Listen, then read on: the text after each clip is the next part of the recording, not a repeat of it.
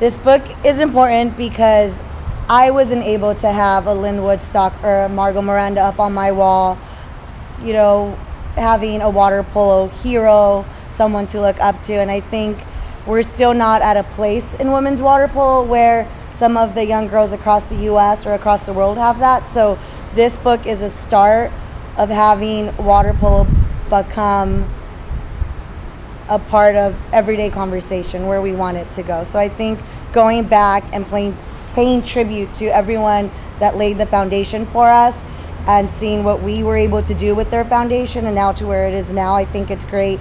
We're going into Rio 2016 next year, and it's a perfect time to get water polo on the mind of everyone. I think the book's important for a lot of reasons.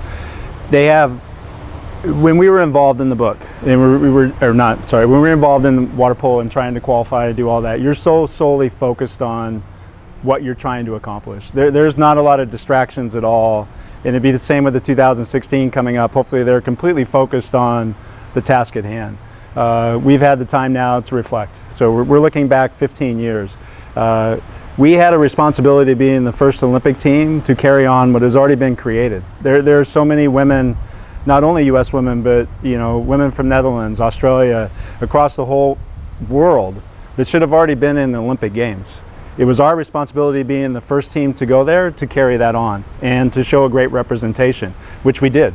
Everybody did. If you look back at the history at the actual Olympic Games, tremendously competitive, close games. The competition during that time period, the carryover from the group that always wanted to go to Olympic Games and the new people, I was a new person coming into that, the dynamic and the tension and the competition just in a training session was phenomenal. That doesn't even necessarily completely exist during that time. We were all competing for something for the first time, and only 6 of us were going to get to go during that time. It was so cutthroat during that time period to train, but that's a carryover. I mean, that's from Sandy and her generation, and going back to Flip Hassett and Stan Sprague and everybody that started that. This was building, and we were just fortunate to be the first ones to have an Olympic team, but we paid that way forward.